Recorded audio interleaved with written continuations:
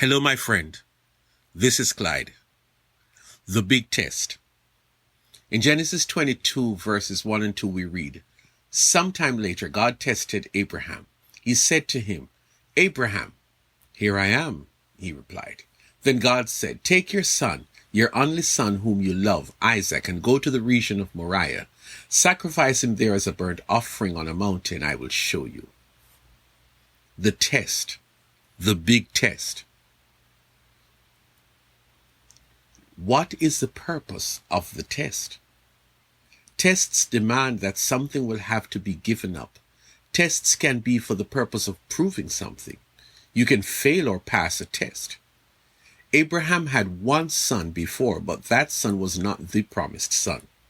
Abraham and his wife together were to have a son, and that son, Isaac, did not come until Abraham was 100 years old and his wife Sarah was 90. Let us not even try to wrap our minds around that reality. A centenarian and his slightly younger wife were now parents? Tell me about it. Well, later in life, God put a test before Abraham, and the test demanded of him that he should sacrifice this son to the Lord on a special mountain that God had selected. What was the purpose of the test? Abraham did not ask, and he didn't protest. He didn't disobey. He simply acted on God's request. There was a sacrifice inside of the test. It took them 3 days from home to arrive at the test site, the examination room. Abraham left his 2 servants and the donkey at a certain point, and he and Isaac went to the designated spot. Sometimes your test does not require spectators. Sometimes you have to go the distance alone.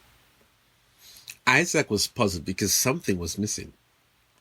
They had firewood, they had a knife, and they had fire. All necessary ingredients for a burnt sacrifice, except the main item for a sacrifice, the lamb. Isaac asked the right question because it was not his test, and so he was concerned that his dad was going to do a sacrifice without a lamb. God himself will provide the lamb for the burnt offering, my son. Well, the time had come and the hour was here. There is no indication that Abraham was nervous or that he was having second thought. He was doing exactly as he was told by God. Abraham built the altar, placed the wood on top of the altar, and placed Isaac on the wood on the altar. Nothing from Isaac. His father took a knife and was about to kill him when an angel of the Lord called out to him, "Abraham, Abraham, do not lay a hand on the boy. Do not do anything to him.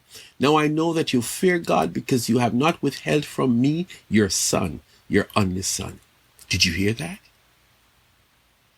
But what about the test? You see, Abraham had fulfilled the requirements of this test. The purpose of this big test was to see whether Abraham feared God. Seriously. God could have asked Abraham, "How much do you fear me?" But God didn't. Rather, God went straight for the ultimate. Isaac was the son Abraham and Sarah waited for 25 years. And now that he is grown to a point, God was asking Abraham to sacrifice that son. Well, Abraham was a strange man, or he was a strong man of faith. Because why would God ask this elderly man to sacrifice his son? Abraham had a right to ask God the hard questions. In fact, Abraham could have chosen to ignore the request completely, but he didn't.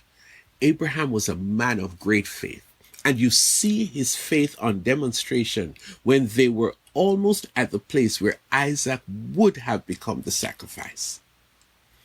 Isaac asked the question, "The fire and the wood are here, but where is the lamb for the burnt offering?" You see, Isaac was not the one being tested. He was going to be the test.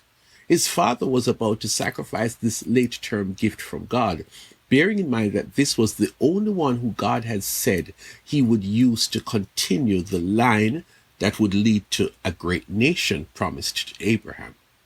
Let us think about it carefully. Every test is a real test of nerves, strength, willingness to try, courage. Abraham was not terrified, and you hear it in his response to Isaac. He was the one being tested, and his faith told him that he could pass the test. Just do as God, the test master, asks.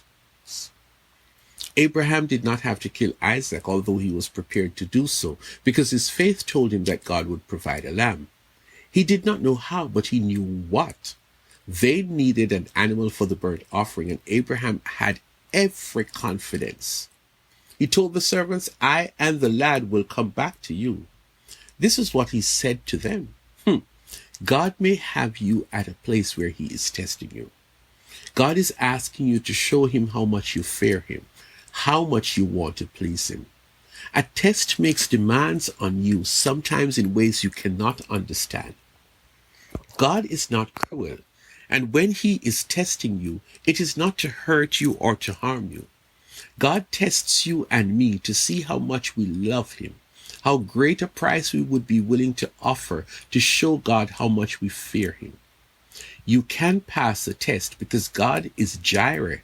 He will provide you with something of equal value or even greater when you show God that you fear him, when you are willing to give up something that is important to you.